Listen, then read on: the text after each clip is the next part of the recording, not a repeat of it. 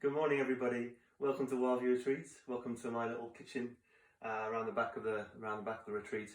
For those of you who've come on our retreats this year and last year, you'll have heard me talking a lot about smoothies and juices and what makes the perfect smoothie.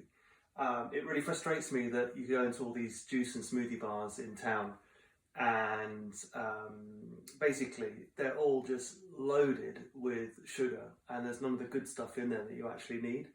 So what I want you to do is start to think about your smoothies and juices as medicine, as something that's going to serve you and something that's going to be really good for you, rather than something that's just going to taste really good, because that's what all these juice bars and smoothie bars are doing out there.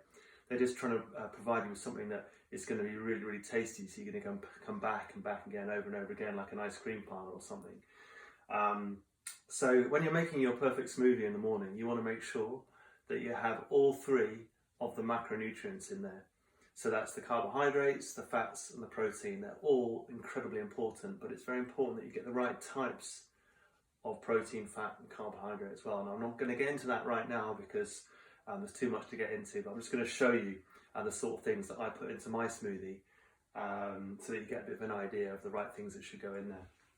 I'm also going to make a juice as well, just because that's part of my morning ritual. What's your morning ritual?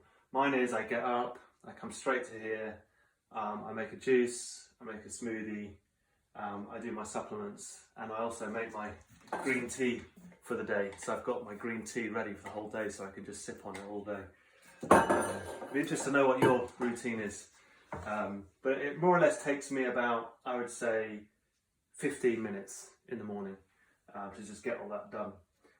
But this is not going to be a 15 video, but definitely not. I'm just going to quickly run through it. So I've got a Philips 1861 here. This is the old retro juicer that's been around about 10 years. I love it because it's old school and it's got this box at the back, which means that you can put a bag in so that you can just lift it out the pulp. You don't have to clean that afterwards. And for me, when I first started getting into this, it was all about trying to make it as practical and as efficient and as quick as possible, because when I was getting up and going to the office every day, I didn't want to faff around for half an hour in the morning preparing all this stuff. I need to be in and out in 10 minutes, if that, quicker than that. I think I managed to perfect it in about 2 or 3 minutes when I was back in London. So I like this juicer. It's quick and easy. It's not going to extract the most nutrition because it's basically a centrifugal juicer and it's pretty basic. And we'll be upgrading my own personal juicer to a slow press juicer at some point. Now I've got more time to use one, but if you just want to be quick, then this is the perfect sort of juicer. Now they don't do these anymore, sadly. But they do get similar ones like it. Make sure it's not one where the pulp is put all around the side, because that's a faff to clean. Make sure it's one that goes into a bucket at the back. Excuse the state of it. It is 6 or 7 years old, but it's never broken once, and I've used it every day for, I don't know, 5 years at least. So, okay, so it's the Philips 1861. You can get them on eBay second hand for about, I don't know, 60 quid, bargain. So you can treat it pretty badly and it still works fine. So I typically just do a green juice in the morning very quickly. I'll always put a little bit of lemon in. By the way, all this has been washed already. Just to take the edge off it a little bit. And this is where I'm basically making my medicine for the morning. I'm not making it full of fruits. I'm just going to put in as much green stuff as possible. Because I know that's going to be very good for me. I know it's very good for me, all the micronutrients. And I'm just going to take the edge off it with a couple of apples. So my advice to you is, if you're just getting into juicing, or if you've been into juicing for a long time, is make it as uncomfortably bitter and nasty as you can handle, because that's going to be better for you. And then just take the edge off it with a bit of sweetness. It can be apple, pear, or pineapple. I always just use apple. You get more juice out of cucumbers and courgettes. Celery, incredibly good if you have hypertension, high blood pressure. As we all know, heart disease is the #1 killer in the world. Hypertension is the main risk factor. If you're someone who has hypertension, high blood pressure, then you want to be getting the celery in you. So, and then also cruciferous vegetables. These are absolutely essential to have on a daily basis. So cruciferous vegetables are the green vegetables that have that sulfur compound in. Very, very, very good phytonutrient, indole 3-carbinol, which has scientifically proven to reduce cancer growth. Incredibly important. So this is actually Portuguese cabbage, but you can use kale, you can use Brussels sprouts, you can use broccoli, you can use cauliflower leaves, spinach, anything like that. So that just goes in like that first. I pack it down before I start it. So the lemon's gone in, and then I get ready to go. So I'll just quickly do that.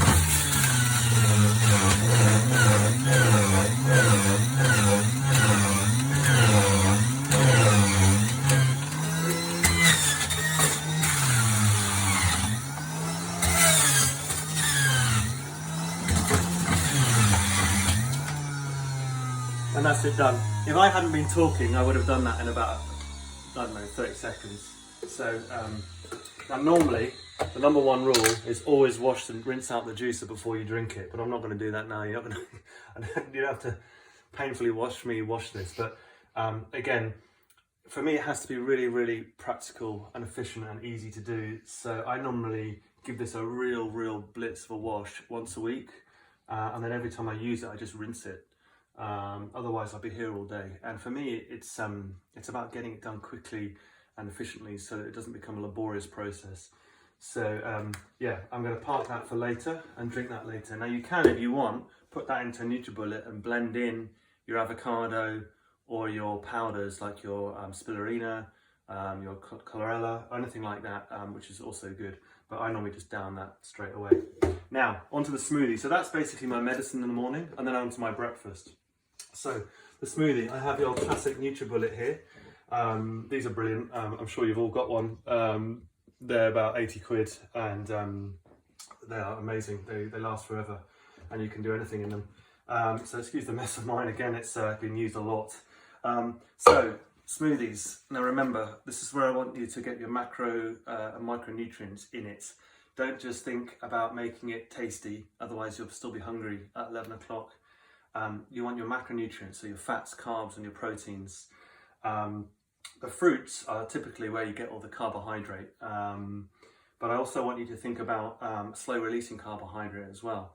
So I would typically add in a handful of oats as my carbohydrate. So the other thing that I do is that every Sunday I take a pineapple or a melon and I dice it up and I put it in a Tupperware box. It shouldn't really be plastic, it should be a glass box, but there we go. That's basically my chopped up carbohydrate fruit for the smoothie. So this is just running out, the last few pieces. I'm going to put that in there, and then I'm then going to put in some slow releasing carbohydrate,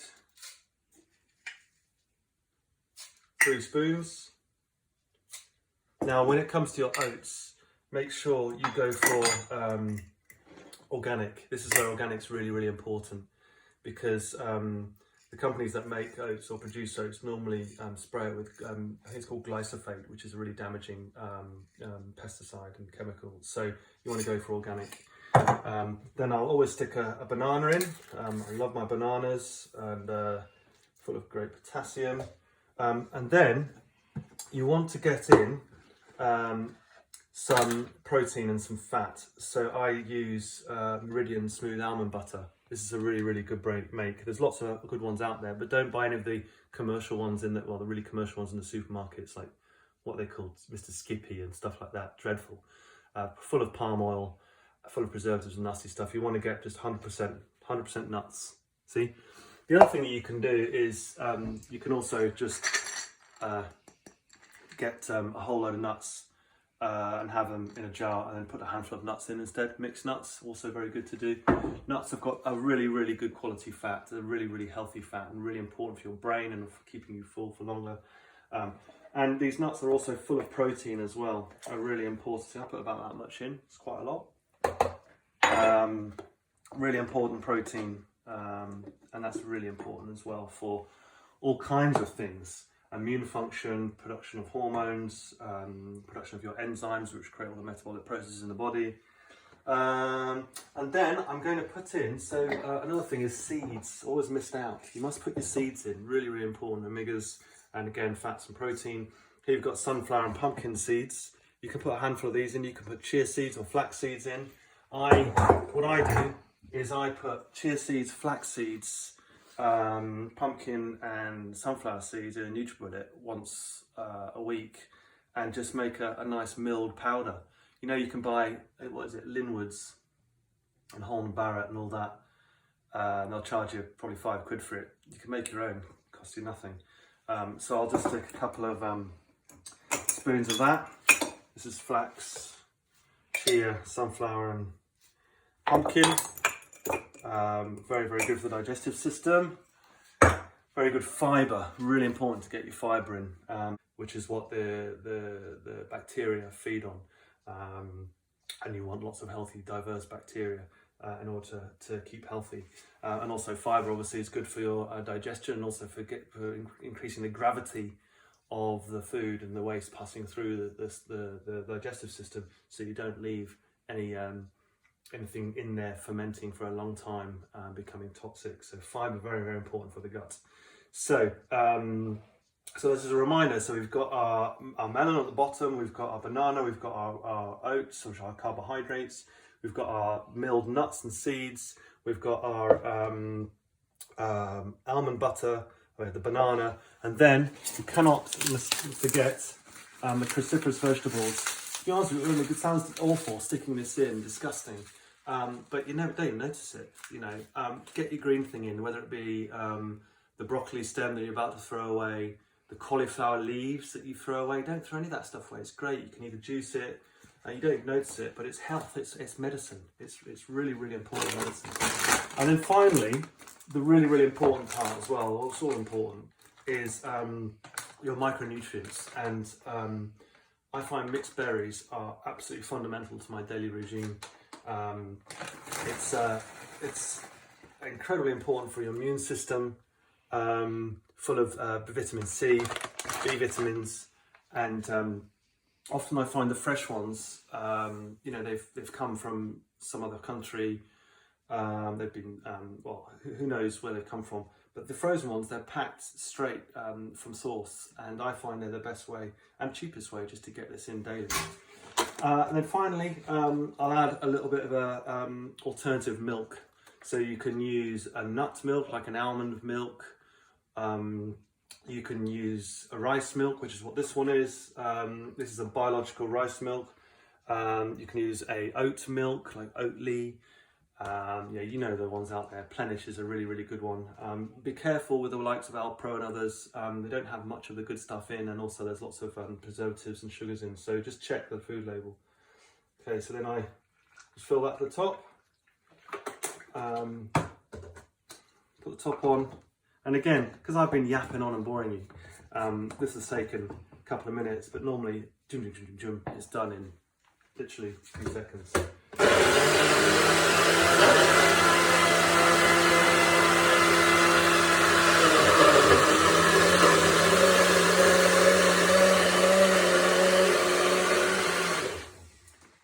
And that's done. And so for me, when I was back in London and working, that would be me with my top on there, in my bag, on the way to catch the tube to London. And but this, I know this would be a good thing to have, because I'd be sipping on the tube, or I'd sip it when I get to the office, and it means I wouldn't overeat at lunchtime. So many of us are starving by lunchtime, and they go out and choose something really bad for lunch, and then of course they'll have the crash and need all the sugars and the caffeine in mid-afternoon in order to feel good again. Because most of the time when you're hungry, you're not actually hungry for what you think is normal food. You're hungry for nutrients. So as long as you get the right nutrients in, the proteins, fats and carbs, the micronutrients as well, it's going to sustain you for much, much longer. You're going to perform better, you're going to feel better, and you may well prolong your life. So I hope that was useful. Comment on the video. Let me know what you do. Let me know if there's anything you didn't like about what I did, if you think there's anything that could be improved with that. But this is what I do on a daily routine, daily basis, and I find it really works for me. So find what works for you and get into a routine of it every day. Cheers. Beautiful day outside.